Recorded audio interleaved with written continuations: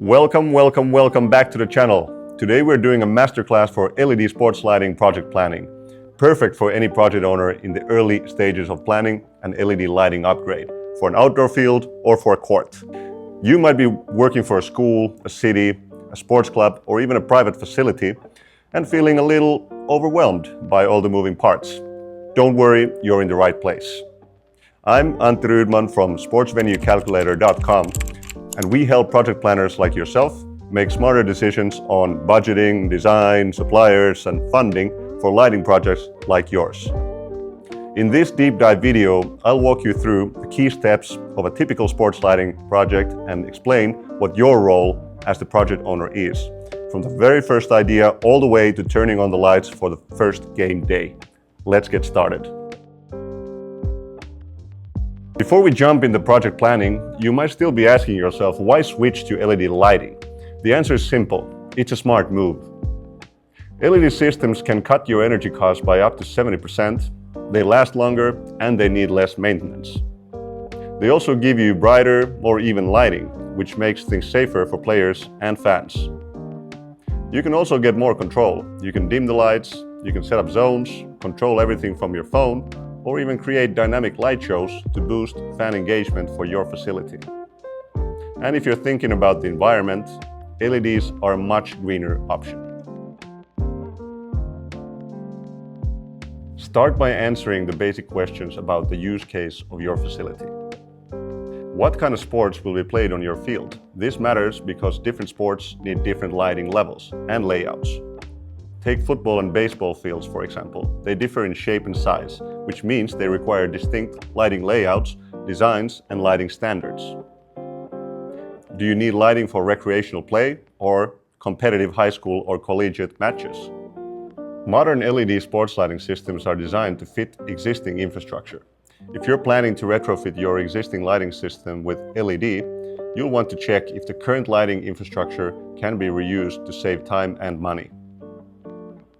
In an LED retrofit, you can often reuse existing poles, foundations, conduits, and some electrical infrastructure, if they are in a good condition and meet current standards. Mounting hardware may also be adaptable. However, LED fixtures, drivers, and control systems are almost always replaced to ensure compatibility, efficiency, and performance. Next, start talking to people. Talk to your coaches. They can tell you what the teams need. Talk to your maintenance team. They know what's practical long-term. Talk to other project owners in your area who have already completed lighting installation projects. Talk to neighbors and city or school staff. They can tell you about concerns like noise, glare, and even operating hours. Let's start with talking about what drives the total cost. A few key things. The field or court size affects the number of light fixtures and light poles needed. The pole height. Taller poles require less fixtures but can cost more to install and anchor. The competition level at your facility. Higher levels require better quality of lighting, which costs more. New install versus LED retrofit.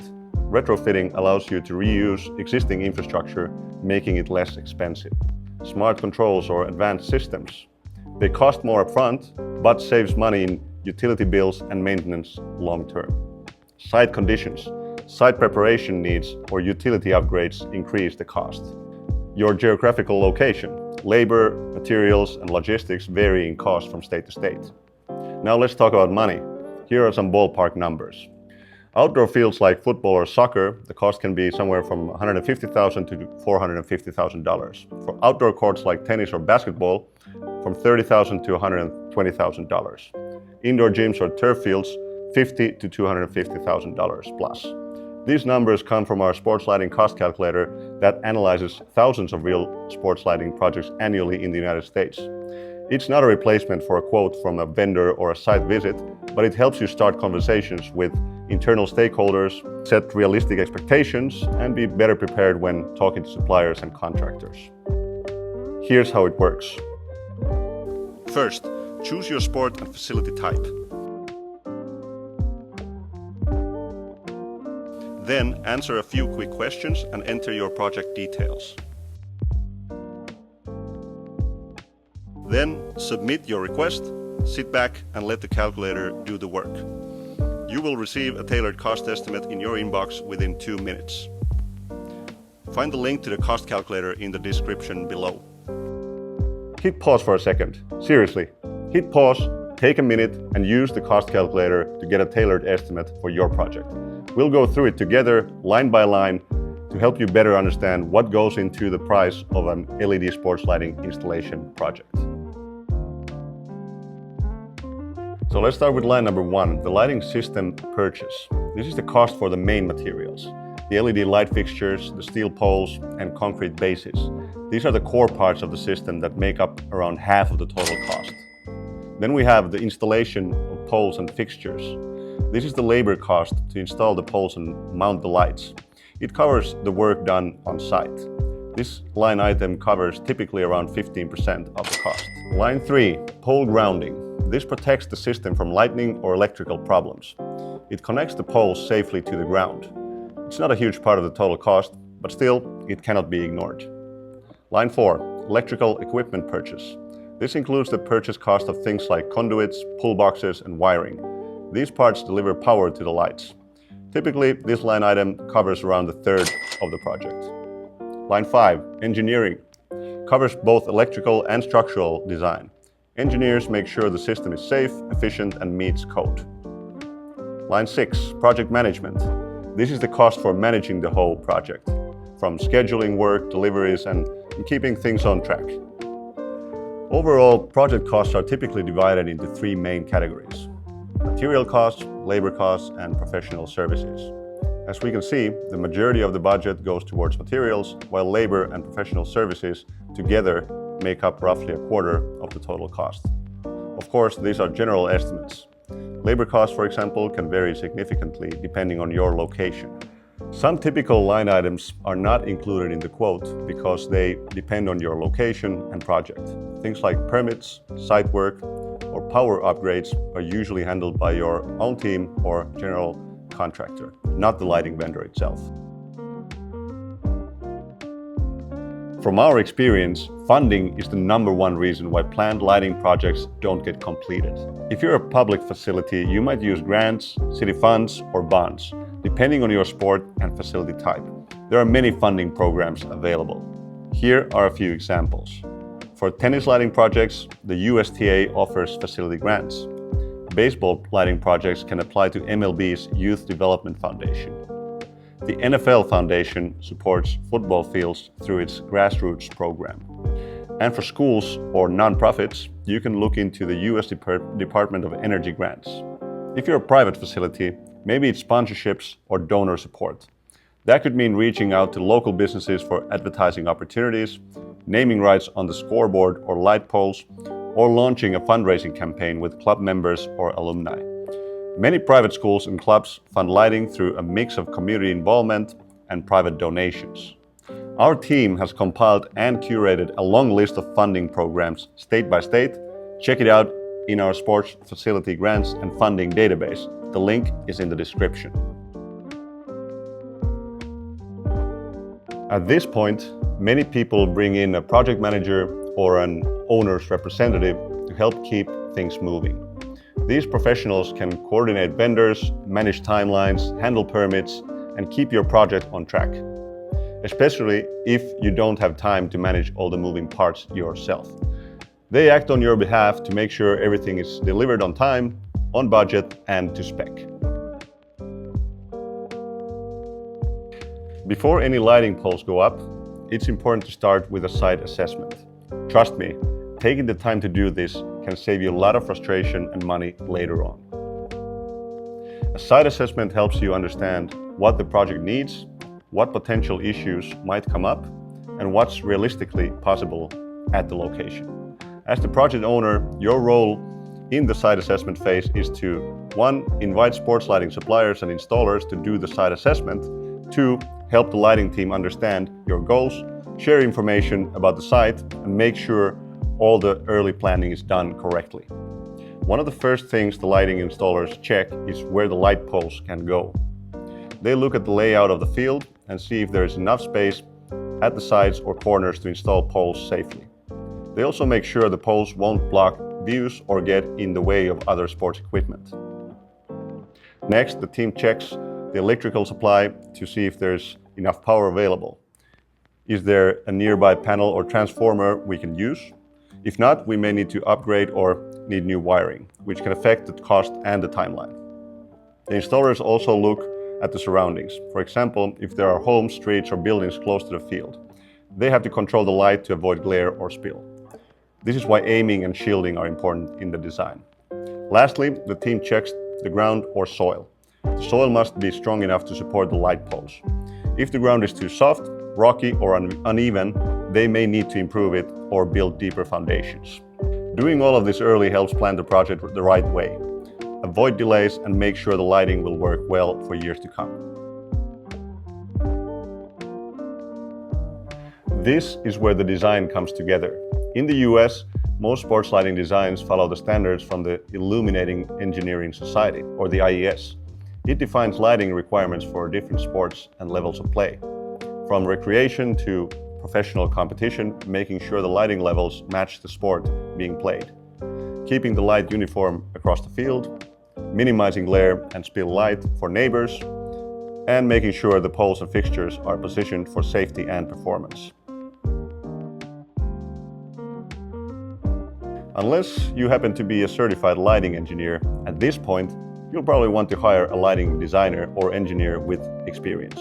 Typically, the chosen lighting partner will prepare the lighting design for free as part of the overall project. They will typically start with a photometric study. It's essentially a 3D computer simulation that shows how the light will perform across your field. It helps visualize brightness, shadows, and light spill before anything is built. This study helps your designer choose the right type of fixtures, how tall the poles should be, where to place them, and what kind of control system makes sense for your goals, like dimming, scheduling, or zoning, for example. For public projects, you might need to get your drawings stamped. These are official design documents approved and sealed by a licensed engineer. They're often required for permits and safety reviews, especially in schools or municipal projects. Private projects can move a bit faster, since they don't always require the same approvals, but they still need to follow local building codes, zoning regulations, and lighting ordinances.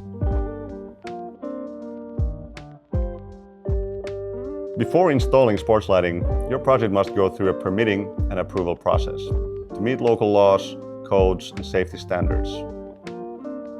Permits are often required for electrical work, poles, and sometimes the lighting design itself, especially near homes or public spaces. You may need to submit plans and respond to questions from local officials. While it takes time, this step ensures your project is legal, safe, and ready to move forward. Permitting can take several weeks or even longer, depending on where you're located. So it's important to start early. As the project owner, your job is to keep everything moving and make sure no step is missed. You don't have to file every permit yourself, but you do need to know which permits are required in your city or county. Coordinate with your contractor or lighting provider to make sure they prepare the right documents. Communicate with local authorities if questions come up. Make decisions quickly when approvals require changes or extra steps. If your facility is part of a school, park, or city property, you may need also to attend meetings or present the project to get official approval. To find out what codes and rules apply in your area, you can start by contacting your local building or planning department. You can also check your city or county government website or talk to your lighting contractor. They often have experience working with local permitting offices and can help guide you.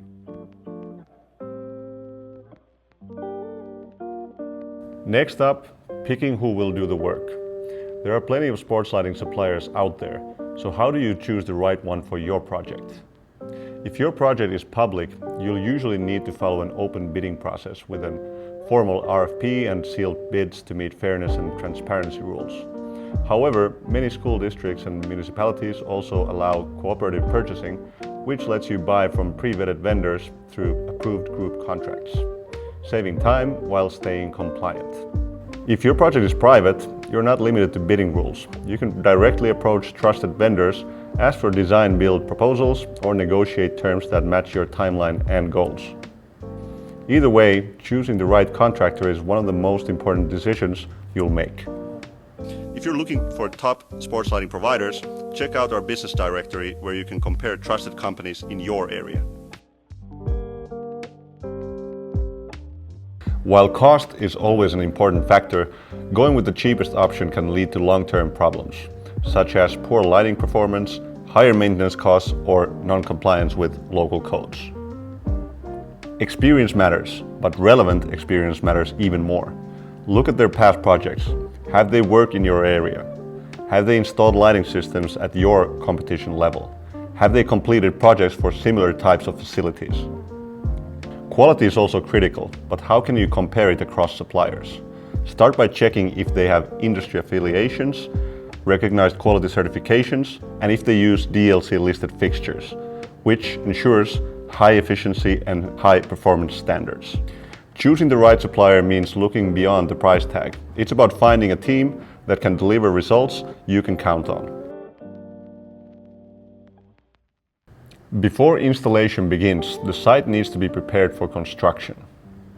This phase includes clearing the area, marking pole locations, digging trenches for wiring, and making sure the ground is ready for foundations. Your job as the project owner is to make sure the site is accessible and ready for the lighting crew. That might mean removing obstacles, confirming where utilities are located, or working with other contractors to avoid scheduling conflicts. If heavy equipment is needed, you'll also want to check that there's enough space for trucks and lifts to move around safely. Good site preparation helps the project stay on schedule and prevents costly delays during installation. By now, you understand how much the project will cost, you have a solid lighting design, you found the ideal lighting provider for your project, and you prepared the construction site itself. Now, it's time to get your hands dirty and get those light poles up. Your role as the project owner from here on is to keep the project on schedule. Check in with your contractor regularly to track progress. You also want to make sure the lighting system is fully tested, confirm that the fixtures are aimed correctly, and ensure your team is trained to operate the controls confidently, including turning the system on, using schedules, and adjusting brightness. Public projects may need official inspections. For private ones, you or your general contractor usually give the final sign-off. After the lights are on, unfortunately, there's still work to do. Keep records of the system settings, contact info, and warranties. Assign someone to look after the system. Typical maintenance tasks include cleaning the fixtures once or twice per year to remove dust, debris, and bird droppings. Rechecking and adjusting the aim of the lights annually or after severe weather. Inspecting mounts, wiring, and connections for wear or damage once per year. Testing the control system and updating settings if needed. Maintenance can be done in-house if your staff is trained and has the right equipment, or it can be outsourced to a qualified contractor. Many lighting vendors also offer annual service packages. It depends on your resources and comfort level with handling technical checks and high-reach equipment. These small steps help keep the system running safely, efficiently, and as designed. Let's go over what we covered. You now know the key phases of a sports lighting project. You've learned how things work differently for a public and private project, and what to expect with LED retrofits. Remember, you don't have to be an expert in sports lighting. You just need to lead with a plan. We highly recommend getting in touch with a professional sports lighting company early in the planning process. These companies bring valuable experience from working on many types of projects. They've seen what can go wrong and know how to prevent it, which can save you time, money, and stress down the road. Get the ball rolling today and use the free online tools we've created for planning of sports lighting installation projects. Got questions? Need help with your project? Leave a comment or email us at info@sportsvenuecalculator.com. We're happy to help. Thanks for watching.